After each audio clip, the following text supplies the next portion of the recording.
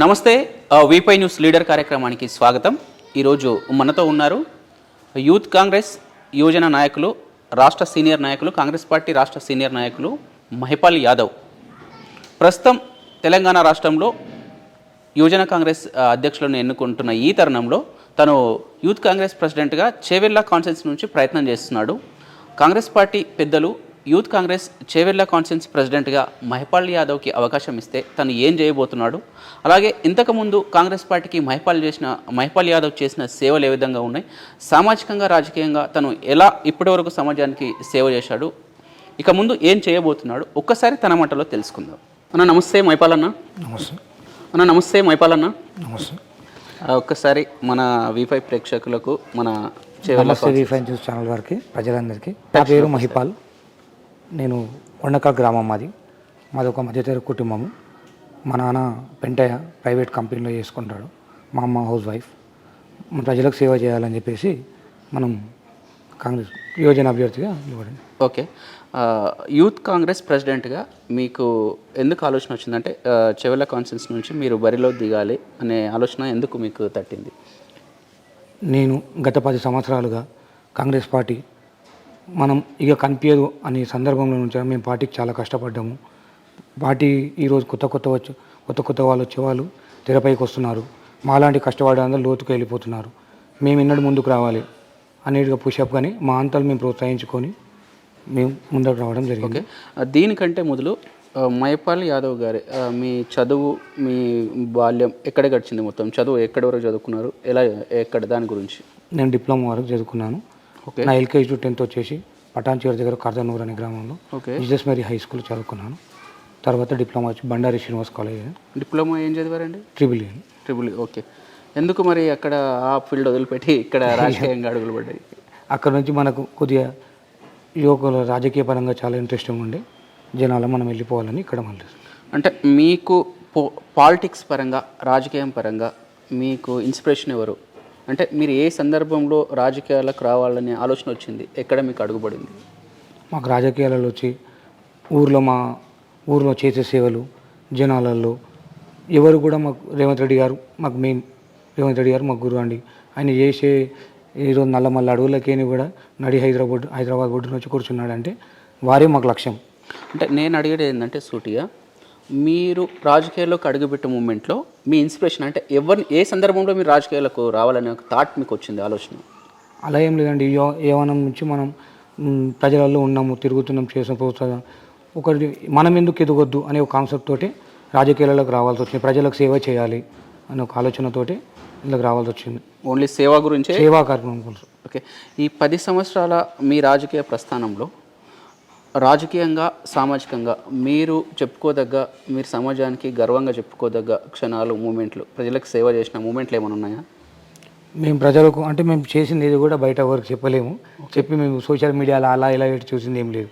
ఈరోజు ప్రజలకే తెలుసు, ప్రజలే మమ్మల్ని గుర్తిస్తారు. గ్రామ స్థాయిలో కానీ, చెవిల అసెంబ్లీ కాన్స్టిట్యూన్సీ స్థాయిలో కూడా కానీ ఈరోజు యువకులు కూడా అందరూ 10 ఏళ్ళ తర్వాత మనకు మళ్ళీ ప్రభుత్వం వచ్చిందంటే కూడా ఎందుకు రావచ్చండి. ఇప్పుడు ఇంతకుముందు అంటే ఇప్పుడు కాంగ్రెస్ పార్టీ 10 years అధికారంలో లేదు. ఆ 10 yearsలో మీరు చేసిన యాక్టివిటీస్ ఎలా ఉన్నాయి? అప్పుడు ఎట్లా ఫీల్ అయ్యారు? మీరు అధికారం లేదు కదా, కాంగ్రెస్ పార్టీ, మీ పార్టీ అధికారం లేదు కదా. తల్లి సోనియా గాంధీ మన ప్రజలందరూ మంచిగా ఉండాలని మనకు కాంగ్రెస్ ప్రభుత్వం తెలంగాణ ఇవ్వడం జరిగింది. దాన్ని మనవులు వినియోగించకుండా ఒక దొరల పాలనలో పెట్టిరు. వాళ్ళు మనకి ఏది సహకరించక మళ్ళీ ప్రజలు గుర్తించి ఈరోజు మన కాంగ్రెస్ పార్టీని మళ్ళీ తీసుకొచ్చారు. ఎందుకంటే వాళ్ళైతేనే మన రాష్ట్రాన్ని ముందుకు తీసుకెళ్ళగలుగుతారని కాన్సెప్ట్ తోటి. ఓకే, మహిపాల్ యాదవ్ గారు ఈ 10 years ఈ రాజకీయ ప్రస్థానంలో బ్యాక్ 10 years అంటే అప్పుడు తెలంగాణ రాష్ట్రం వచ్చిన కొత్తలో, అంటే అంతకుముందు తెలంగాణ ఉద్యమ మూమెంట్లో మీ పాత్ర ఎట్లా ఉంది? అప్పుడు రాజకీయాలలో మీ పాత్ర ఎట్లా ఉంది తెలుసుకోవచ్చా? తెలంగాణ ఉద్యమం టైంలో యువజన కాంగ్రెస్ పార్టీ మేము చాలా కొట్లాడి చేసి తల్లి సోనియమ్మ దగ్గరికి మేము కొట్లాడి అందరం తెలంగాణ ప్రజలు కూడా అందరం కొట్లాడి తెలంగాణ తెచ్చుకోవడం జరిగింది. ఆ రోజు మేము చాలా జనాలను కష్టాలను నష్టం చూడలేక, అనేక నిరుద్యోగాలు, జనాలకు జాబులు రాక మొత్తం ఆంధ్ర వాళ్ళు అది చేయడము, మోసాలు చేయడము, మన హైదరాబాద్ని వాళ్ళు అక్కడి నుంచి ఇక్కడ వచ్చి పరిపాలించడం అనేది బాగా వాళ్ళని ఖండించి అది చేసి మనం చాలా ముందుకెళ్ళాము. చాలా యాక్టివిటీస్ కూడా చేశాను. తెలంగాణ రాష్ట్రం అనేది నీళ్లు, నిధులు, ఉద్యోగాలు, నియామకాలు వీటిపైన జరిగిన ఒక ఉద్యమం. ఈ మూమెంట్లో మీరు అనుకున్న, అంటే తెలంగాణ ప్రజలు అనుకున్న, మేధావులు అనుకున్న తెలంగాణ రాష్ట్రం ఈ 10 ఇయర్స్లో బీఆర్ఎస్ ప్రభుత్వ పాలనలో అది ఫుల్ఫిల్ అయింది అనుకుంటున్నారా? అంటే సమర్థవంతంగా వాళ్ళు చేశారా? ఉద్యోగాల పరంగా అయినా ఇంకా అన్ని విధాలుగా మీ ఒక యూత్ కాంగ్రెస్ నాయకుడిగా బీఆర్ఎస్ పాలన పైన మీ ఒపీనియన్. జనాలు ఆ రోజు ఏం జరిగిందంటే గత 10 సంవత్సరాల క్రితం తెలంగాణ ఉద్యమం పేరుతోటి టీఆర్ఎస్ అని ఒక పేరు పెట్టి తెలంగాణ ఒక పేరు పెట్టడం, అది జనాలకు తీసుకుపోయి కేసీఆర్ ఓట్లు ఇప్పించుకున్నాడు. కానీ ఒక ఇంటికి కూడా నీళ్ళు అందలేవు. ఈరోజు మా గ్రామంలో కూడా మిషన్ భగీరథ నీళ్ళు మా ఇంటికి ఒక ఇంటికి కూడా లేవు. నేను ఇంటింటికి తింపి చూపిస్తాను ఇప్పటికి రైట్ నౌ టుడే ఈ రోజు కూడా ఇంటింటికి తింపి నేను చూపిస్తా. మా ఆడపిల్లలు కూడా చెప్తారు ఒక బిందె నీళ్ళు కూడా రాలేవు మాకు ఇప్పటి వరకు. మాకు అందలేదు. ఏం చేసినారు?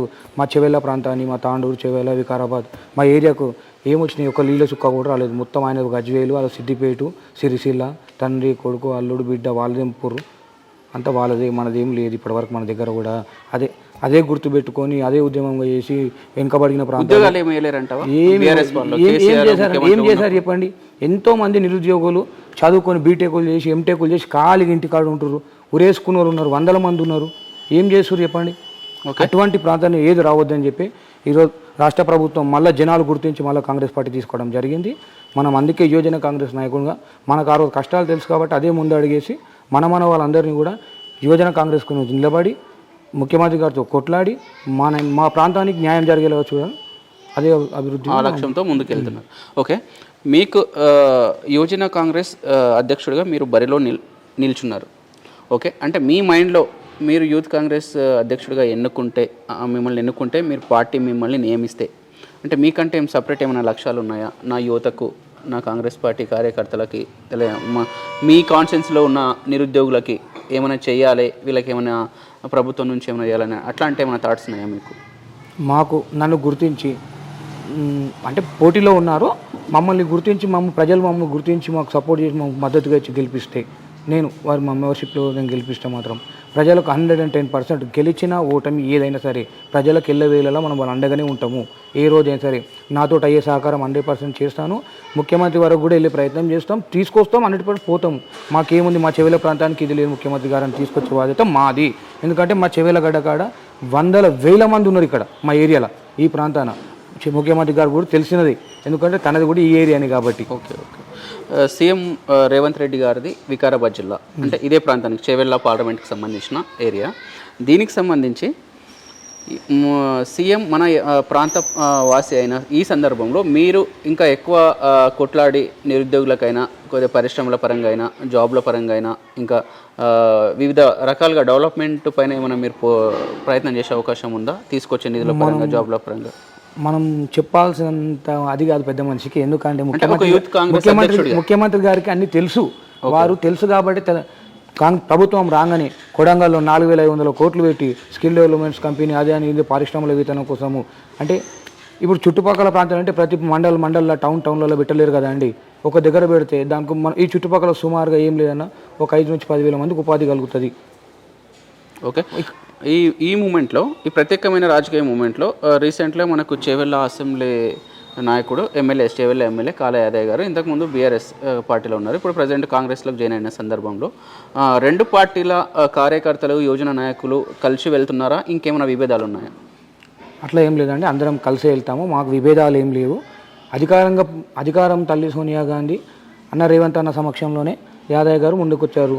యాదయ్య గారు కూడా తెలుసు, ముందు కాంగ్రెస్ పార్టీలో గెలిచారు, కాంగ్రెస్ పార్టీలో గెలిచే టీఆర్ఎస్ పార్టీలో కొయ్యిండు, మళ్ళీ వానింట్లో వీనింట్లో ఎందుకు ఉండాలని చెప్పి సొంత గూటికి చేరుకున్నాడు. ఓకే, అట్లానే ఏం లేదు, మాకు పార్టీ ప్రోటోకాల్ ప్రకారం ఎలా ఉంటే మేము అలా ముందడుగు ఇస్తామండి, ఎవరైనా మా వారి.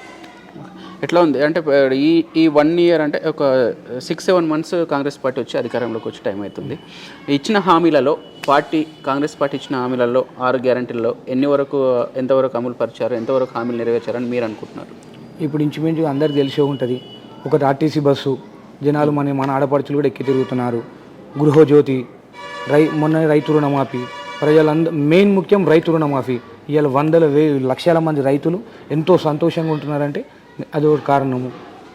గ్యాస్ పెట్టారు మొన్న రీసెంట్గా, అది అమలు అయిపోతుంది. అలా అంటే ఇప్పుడు ప్రధానమైన సమస్య నిరుద్యోగులు ఉద్యోగాలకు సంబంధించి దానిపైన మీరు యువతకు అంటే యూత్ కాంగ్రెస్ ప్రెసిడెంట్గా యువతకు నిరుద్యోగులకు ఏమైనా హామీ ఇవ్వగలరా? ఏదైనా గ్యారంటీ అంటే నేను ప్రభుత్వం నుంచి మీ తరపు నుంచి పోరాటం చేసి మీకు ప్రత్యేకమైన ఉద్యోగాల పరంగా నియామకాల పరంగా తీసుకురాగలను, లేకుంటే మీ వాయిస్ వినిపించి ఒక గొంతుకనైతానని ఆ విధంగా ఏమైనా గ్యారంటీ ఇవ్వగలరు?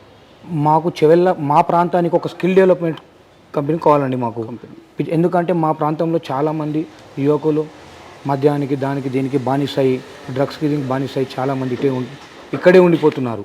ముందడుగు ఎవరు ఎదగట్లేదు. దానికి ప్రోత్సహించడానికి మాకు ఒక స్కిల్ డెవలప్మెంట్ అనేది కావాలండి మెయిన్గా. ఓకే. సీఎం రేవంత్ రెడ్డి గారు మన దక్షిణ తెలంగాణ ప్రాంతానికి చెందినవాడు. అందులో మన వికారాబాద్ జిల్లా చేవెళ్ళ పార్లమెంట్కి సంబంధించిన వ్యక్తి కాబట్టి ఈ ప్రాంతంలో కంపెనీలను ఎస్టాబ్లిష్ చేసి ఇక్కడున్న యువతకు పెద్ద మొత్తంలో ఉద్యోగాల నియామకాలు చేపట్టే విధంగా మీరు ఎంతవరకు పాత్ర వహిస్తారు? అంటే ఏ విధంగా సహాయపడతారు? అంటే ముఖ్యమంత్రి గారు ఇక్కడ చేసినా మేము మాకు హెల్ప్ఫుల్గా ఉంటుందని మేము అనుకుంటాము. ఎప్పుడైనా ఎవరైనా మనమే కానీ మీరు కానీ ఎవరైనా అదే అనుకోవాలి. ముఖ్యమంత్రి గారు ఇక్కడ చేస్తారని మేము అనుకుంటున్నాము. 100% కొడంగల్లో భారీ ఎత్తున పెద్దగా పెడతారు.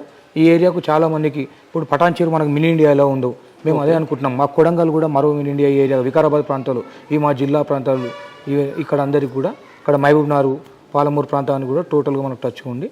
అందరికి కూడా సేమ్ అలాగే వలసలో వచ్చిన జనాలందరూ కార్మికులను మొత్తం మళ్ళీ రిటర్న్ తెచ్చే అవకాశం ఉంది. అంటే ఇప్పుడు మీరు ఇందాక ఒక మాట అన్నారు, గత బీఆర్ఎస్ పాలనలో 10 సంవత్సరాలు ఓన్లీ కేసీఆర్ ఉత్తర తెలంగాణ ఆయన సిద్దిపేట, నిజామాబాదు, కేసీఆర్ గజ్వెల్ ఈ ప్రాంతాలనే అభివృద్ధి చేసుకున్నాడు. రోడ్లు అయినా డెవలప్మెంట్ అయినా ఇంకా అన్ని విధాలుగా చూసుకుంటే అక్కడ ప్రాంతాన్ని డెవలప్మెంట్ చేసుకుంటూ ఆయన సీఎం ఉన్నందుకు ఇప్పుడు మరి మన వికారాబాద్ బిడ్డ సీఎం అయ్యిండు కదా వికారాబాద్ జిల్లా. అట్లాంటి ఈ మూమెంట్లో మీరు ఎంతవరకు సహకరిస్తారు ఇక్కడ ప్రాంతాలకి? అంటే మీరు ఒక గొంతుగా ఎట్లా రైజ్ అవుతారు? ఒకటి మనం ఎదుటోనికి ఒక ఏళ్ళు చూపించినప్పుడు 4 ఏళ్ళు మనకే చూపిస్తాయి. ఇప్పుడు మనం అవతల అంటున్నాం అంటే మనం కూడా ఇక్కడనే చేసుకుంటూ పోతే మీరు రాష్ట్రం అంతా ఏం కావాలి అంటే ఇక్కడ కేసీఆర్ ఇక్కడ రేవంత్ రెడ్డి మనమే కాదు కదండి, రాష్ట్రం మొత్తం మనకు అవసరం. మన రాష్ట్ర ప్రజలందరికీ మనం ముఖ్యము. అందరితో మనం కలిసిమెలిసి చేసుకోవాలి. మీకు ఉదాహరణకు మీకు తెలియట్లేదా, ఇప్పుడు మాజీ ముఖ్యమంత్రి కేసీఆర్ గారు ఉన్నారు, వారు కుటుంబ పాలన చేశారు. రేవంత్ రెడ్డి గారు ఉన్నారు, వాళ్ళ ఇంట్లో కుటుంబ పాలన ఎవరైనా చేశారా? వాళ్ళకు కూడా అన్నదమ్ములు ఎవరు చేసుకోలేరు. అందరితో కలిసికట్టు చేసుకోవాలి. ప్రతి జిల్లా నుంచి మినిస్టర్లు ఉన్నారు, అందరు అనుభవం ఉన్న మినిస్టర్లు ఉన్నారు. అందరితో కలిసిమెలిసి ఎక్కడికైనా కలిసిమెలిసి వెళ్ళే ప్రయత్నం. ఇప్పుడు మీ రేవంత్ రెడ్డి గారు మీ ముఖ్యమంత్రి, మీ పార్టీ అధ్యక్షుడు తెలంగాణ ప్రాంతాన్ని దృష్టిలో పెట్టుకొని డెవలప్మెంట్ చేస్తారు కానీ ఒక్క ప్రాంతం దృష్టిలో పెట్టుకొని చేయరనే వాయిస్. అవునండి, ఇది మాత్రం పక్కా. ఎందుకంటే ఒక దగ్గరనే చేయాల్సిన అవసరం ఏం లేదు, అంతటా కూడా చేయాల్సి, అంతటా మొత్తం తెలంగాణ మొత్తం దృష్టిలో పెట్టుకొని అంతటా సామాన్యంగా డెవలప్మెంట్ అనేది న్యాయం అనేది జరగాలి. జనాలకు కూడా ఇక్కడ అంతా డెవలప్ కావాలి, అందరికి అదే న్యాయం కావాలి. ఒక కొడంగల్ అని ఒక వికారాబాద్ జిల్లా అని మేము ఏం చెప్పట్లేదు, అన్ని జిల్లాలు కూడా సామాన్యంగా కావాల్సిందే, అయితే కూడా అండి. ఓకే, ఈ మూమెంట్లో మా V5 న్యూస్ మీడియా ముఖంగా మిమ్మల్ని యూత్ కాంగ్రెస్ ప్రెసిడెంట్గా చేవెళ్ళ అసెంబ్లీ నుంచి మిమ్మల్ని ఎన్నుకోవాల్సిన ఆవశ్యకత అవసరం ఏముంది? ఒక్కసారి మా మీడియా ముఖంగా పార్టీ పెద్దలకు అయినా సరే యూత్ కాంగ్రెస్ మీ నాయకులకైనా సరే మిమ్మల్ని ఎన్నుకోవాల్సిన అవసరం ఏముంది ఒకసారి చెప్పండి. ప్రజలందరికీ నమస్కారం. మేము చెప్పదలుచుకుంది ఒకటే అండి, చేవెళ్ళ నియోజక ప్రజలు, పెద్ద మనుషులందరూ, యువజన కాంగ్రెస్ నాయకులందరూ కూడా, అక్క చెల్లె అన్న తమ్ముళ్ళందరూ చెప్పేది ముఖ్యంగా ఏంటంటే, నన్ను చేవెళ్ళ అసెంబ్లీ నియోజకవర్గ యూత్ కాంగ్రెస్ అభ్యర్థిగా నన్ను మీరందరూ బరిలో నాకు అవకాశం ఇస్తే, గెలిపించాలని అవకాశం ఇస్తే, ఇక్కడ ఉన్న ప్రధాన సమస్యలు ఏమైనా అన్నీ నా దృష్టిలో మీరు అన్నీ నాకు తీసుకొస్తాయి. మీ ఇంట్లో అన్నదమ్ముళ్ళవి అన్నీ నేను మీ సమస్య నేను తీరుస్తానని మీకు మాటిస్తున్నానండి. ఓకే, ఇంకా యువతకు ఎలాంటి వాగ్దానం చేయగలరు?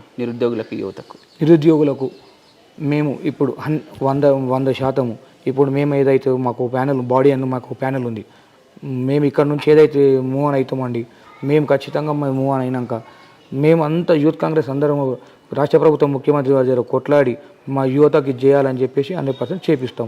ఉద్యోగాలే కానీ పోస్టింగ్సే కానీ అటువంటి ఏమున్నా నోటిఫికేషన్స్ కూడా అన్ని టోటల్. ఓకే, అన్ని రకాల సమస్యలపైన మీరు చేవెళ్ళ నియోజకవర్గం నుంచి ఒక గొంతుకలాగా, ప్రజల గొంతుకలాగా ముందు ఉంటారు. అంతే. అవునండి. ఇది ఈరోజు V5 న్యూస్ లీడర్ కార్యక్రమం. మహిపాల్ యాదవ్ కాంగ్రెస్ పార్టీ గత 10-12 సంవత్సరాల్లో కాంగ్రెస్ పార్టీలో ఉంటూ ఒక గ్రామీణ స్థాయి నుంచి పార్టీకి, సమాజానికి సేవ చేస్తున్న వ్యక్తి ఈరోజు చేవెళ్ళ అసెంబ్లీ నుంచి యూత్ కాంగ్రెస్ ప్రెసిడెంట్గా బరిలో ఉన్నారు. కాంగ్రెస్ పార్టీ పెద్దలు, అలాగే ఆ కార్యకర్తలు, ఇక్కడున్న ప్రజలు నన్ను ఆదరించి చేవెళ్ళ అసెంబ్లీ నుంచి యూత్ కాంగ్రెస్ ప్రెసిడెంట్గా ఎన్నుకుంటే ఇక్కడ సమస్యలు తెలిసిన వాడిని, చదువుకున్నవాడిని, విద్యావంతుని, సమాజం పట్ల మంచి అవగాహన ఉన్నవాడిని, రాజకీయాల పట్ల అవగాహన ఉన్నవాడిని. కాబట్టి సమస్యలు ఏమున్నా, ప్రజా సమస్యలు ఏమున్నా నా సమస్యలుగా నేను ముందుకెళ్ళి వాళ్ళ సమస్యలు పరిష్కరిస్తానని, ఇప్పుడున్న ఈ రాష్ట్ర ప్రభుత్వం నుంచి వాళ్ళ గొంతుగా నేను వినిపించి వాళ్ళ సమస్యలు పరిష్కరిస్తానని నాకు ఒక అవకాశం ఇవ్వాలని మనతో కోరుకుంటున్నారు. కెమెరామెన్ అజయ్తో సాయిరాజ్, చేవెళ్ళ.